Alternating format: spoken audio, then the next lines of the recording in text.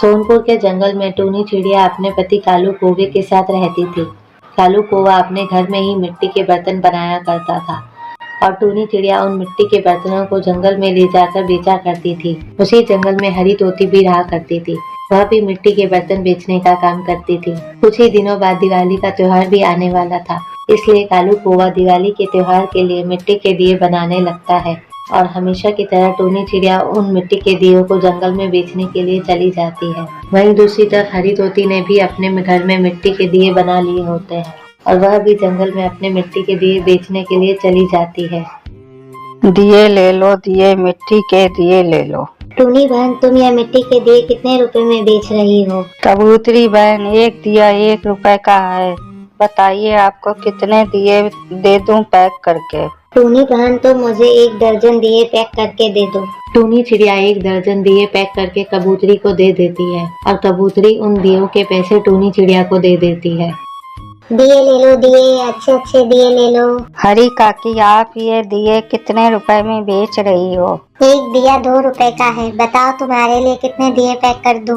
क्या एक दिया 2 रुपए का? आप तो बहुत महंगे दिए बेच रही हो। टोनी काकी तो 1 रुपए में 1 दिया बेच रही है और आपके दिए तो कुछ खास भी नहीं है। टोनी काकी के दिए जैसे ही तो हैं बिल्कुल। तो तुम यहाँ मेरी दुकान पर क्यों आई हो? जाओ ना उस टूनी चिड़िया की दुकान पर, उसी से दिए खरीद लो। हरी काकी बहुत महंगे दिए बेच रही होती है और उसका स्वभाव भी बिल्कुल अच्छा नहीं था। वह अपने ग्राहकों से बिल्कुल भी अच्छे से बात नहीं करती थी, इसलिए जो भी ग्राहक उसकी दुकान पर आता वह खाली हाथ ही लौट जाता था। जंगल के सारे पक्षी टूनी चिड़िया की दुकान से ही दिए खरीदने लग जाते हैं, क्योंकि हरी काकी बहुत महंगे दिए बेचती है। टूनी चिड़िया की दुकान काफी अच्छी चल रही थी, जिस कारण हरी काकी टूनी चिड़िया से नफरत करती थी। अरे इस टूनी चिड़िया की वजह से तो मेरे कोई दिए खरीद ही नहीं रहा है। यह बहुत सस्ते दिए बेच रही है। इस टूनी चिड़िया का तो मुझे ही कुछ करना पड़ेगा। कुछ देर बाद रात हो जाती है। टूनी चिड़िया सारे दिए बेचकर वापस अपने घर लौट आई होती है। कालू कौवे ने भी बहुत सारे मिट्टी के दिए बनाकर रखे होते हैं अगले दिन बाजार में बेचने के लिए। अरे वाह, आज तो कालू जी आपने बहुत सारे दिए बनाए हैं।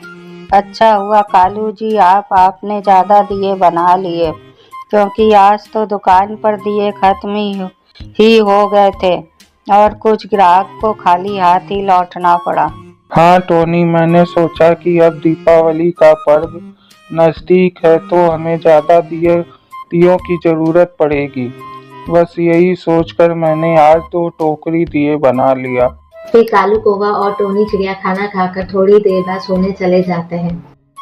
आधी रात हो जाने पर हरी तोती टूनी चिड़िया के घर आती है। कालू कौवे के बनाए हुए सारे दिए हरी तोती चुराकर अपने घर ले जाती है। अब मुझे कोई परेशानी नहीं होगी, क्योंकि टूनी के बनाए हुए सारे दिए तो मैंने पहले ही चुरा लिए हैं। अब जंगल के सभी पक्षियों को दिए तो मेरी ही दुकान से खरीदने पड़ेंगे। कल तो मेरी अच्छी खासी आमदनी हो जाएगी। अगले दिन सुबह जब कालू कौवा और टूनी चिड़िया सोकर उठते हैं तो वह देखते हैं कि उनके बनाए हुए मिट्टी के दिए घर पर कहीं भी नहीं है। वह पूरे घर में इधर उधर दिए ढूंढते हैं, लेकिन उन्हें कहीं पर भी दिए नहीं मिलते हैं। तो वे 2 लोग बहुत परेशान हो जाते हैं। फिर कालू कौवा अपनी पत्नी टूनी चिड़िया से बोलता है, टोनी जी तुम परेशान मत हो, कुछ दिए मैंने पहले से ही बना के रख लिए थे और अभी हम लोग जल्दी से मिलके कुछ नए दिए और बना लेंगे। ठीक है कालू जी, चलिए अब अपन दिए बना लेते हैं। कालू कौवा और टूनी चिड़िया मिलकर जल्दी जल्दी मिट्टी के दिए बनाने लगते हैं। इस बार कालू कौवा और टूनी चिड़िया ने मिलकर काफी रंग बिरंगे और डिजाइनर दिए बनाए होते हैं। कुछ ही देर में सारे दिए बनकर तैयार हो जाते हैं। फिर टूनी चिड़िया उन दियों को ले जाकर जंगल में बेचने के लिए निकल जाती है। जब हरी काकी टूनी चिड़िया को दिए बेचते हुए देखती है तो वह मन ही मन खुद से बोलती है, अरे यह टूनी चिड़िया कहाँ से आ गई? इसके तो सारे दिए रात को मैंने चुरा लिए थे, फिर इतने कम टाइम में यह नए दिए कहाँ से लेकर आई? जंगल के सारे पक्षी दिए खरीदने के लिए टूनी चिड़िया और हरी काकी की दुकान पर आते हैं, लेकिन सभी पक्षियों को टूनी चिड़िया के ही रंग बिरंगे दिए अच्छे लगते हैं। जंगल के सभी पक्षी टूनी चिड़िया की ही दुकान से दिए खरीदते हैं। कोई भी पक्षी हरी तोती की दुकान से दिए नहीं खरीदता है। दिए बेचकर आज टूनी चिड़िया की बहुत अच्छी कमाई हो जाती है। फिर दिवाली का भी त्योहार आ जाता है और दिवाली वाले दिन टूनी चिड़िया और कालू कौवा मिलकर बड़े ही धूमधाम से दिवाली का पर्व मनाते हैं और खूब सारे पटाखे जलाते हैं और मिठाई खाते हैं। इस कहानी से हमें ये शिक्षा मिलती है कि जो बुरा करता है उसके साथ हमेशा बुरा ही होता है।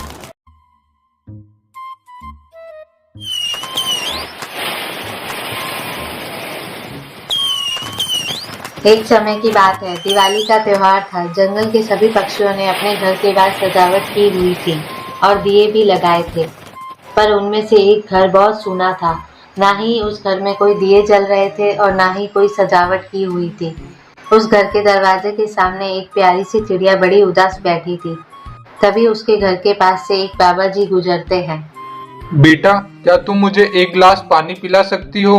मुझे बहुत प्यास लगी है। जी बाबा जी, मैं अभी पानी लेकर आती हूँ, आप ठहरिए। उस प्यारी सी चिड़िया का नाम टूनी चिड़िया था। टूनी चिड़िया घर के अंदर जाती है। तभी वह बाबा देखते हैं कि जंगल के सभी पक्षियों के घर जगमगा रहे हैं, पर यह घर तो बड़ा ही सूना है। यहाँ कोई दीप भी नहीं जल रहा है। तभी इतने में टूनी चिड़िया एक गिलास पानी लेकर बाबा जी के पास आती है और उनसे बोलती है, ये लीजिए बाबा जी, पानी पी लीजिए। बाबा खुशी खुशी पानी पीते हैं और पानी पीकर वह टूनी चिड़िया से बोलते हैं, अरे बेटा, तू इतनी उदास क्यों है? आज तो खुशी का माहौल है। सभी के घर दीप से जगमगा रहे हैं। तुम्हारे घर में एक भी दिया नहीं जला हुआ है। क्या बात है बिटिया, क्या परेशानी है? मुझे बताओ। बाबा, मैं बहुत गरीब हूँ। मेरे पिताजी नहीं है, बस एक बूढ़ी माँ है जो सारा दिन दूसरों के घरों में काम करती है। तब जाकर हमें 2 वक्त की रोटी नसीब होती है। पैसों की कमी की वजह से मैं स्कूल भी पढ़ने नहीं जा पाती हूँ। अब आप ही बताओ, हम दिवाली का त्योहार इतनी गरीबी में कैसे मना सकते हैं? अरे बिटिया, तू गरीब है तो क्या हुआ? तू बहुत नेक दिल की चिड़िया है। मैं तुम्हारे संस्कार देखकर बहुत प्रसन्न हुआ। आज दिवाली के दिन मैं तुम्हें एक उपहार देना चाहता हूँ। इतना बोलकर वह बाबा टूनी चिड़िया को एक जादुई दिया देते हैं। दिए में से बहुत तेज रोशनी निकल रही होती है। दिया देते समय वह बाबा टूनी चिड़िया से बोलते हैं, बिटिया, यह एक जादुई दिया है। यह दिया तुम्हारी हर इच्छा पूरी करेगा। लेकिन एक बात का ध्यान रखना, जब भी तुम इससे कुछ मांगो तब कोई बाहर वाला ना दिखे। अगर कोई बाहर वाला तुम्हें इससे मांगते हुए देख लेता है तो इस दिए की जादू शक्तियाँ गायब हो जाएगी। इतना बोलकर वह बाबा भी वहाँ से गायब हो जाते हैं। टूनी चिड़िया की तो खुशी का कोई ठिकाना ही नहीं रहता है। टूनी चिड़िया जादुई दिया लेकर अपनी माँ टुनटुनी के चिड़िया के पास जाती है और बाबा की कही हुई सारी बात अपनी माँ को बताती है। टुनटुनी चिड़िया भी बहुत खुश होती है और मन ही मन उस साधु बाबा को धन्यवाद करती है। दीपक दीपक, जादुई दीपक, अपना जादू दिखाओ और मेरा घर रोशनी से भर दो। टूनी चिड़िया के इतना कहते ही उसके घर दियों से जगमगा उठता है। टूनी चिड़िया और उसकी माँ टुनटुनी चिड़िया बहुत खुश होते हैं। दीपक दीपक, मुझे बहुत भूख लगी है, क्या तुम मुझे अच्छा खाना खिला सकते हो? टूनी के इतना बोलते ही वहाँ पर बहुत सारा स्वादिष्ट खाना आ जाता है। उसके बाद टूनी चिड़िया फिर से उस दीपक से कहती है, मेरी माँ के लिए एक अच्छी सी सिलाई मशीन ला दो। इसके बाद मेरी माँ को दूसरों के घरों में काम नहीं करना पड़ेगा। जादुई दीपक टूनी चिड़िया की यह भी इच्छा पूरी कर देता है। यह देखकर टुनटुनी चिड़िया बहुत खुश होती है और अपनी बच्ची को गले से लगा लेती है। टूनी बेटा, दीपक का इस्तेमाल तुम इसी तरह दूसरों की मदद के लिए करना। देखते ही देखते टुनटुनी चिड़िया के घर के हालात में सुधार होने लगता है और अब टूनी चिड़िया भी पढ़ने के लिए स्कूल जाया करती थी। टूनी चिड़िया और उसकी माँ अब जरूरतमंदों की मदद करती और गरीबों को खाना भी खिलाती थी। इसी तरह कुछ दिन बीत जाते हैं। एक दिन टूनी चिड़िया की सहेली पिंकी चिड़िया उसके घर आती है। अरे टोनी, यह दिया तुझे कहाँ से मिला? इसकी रोशनी तो बहुत तेज है। पिंकी, ये मामूली दिया नहीं है, यह एक जादुई दिया है।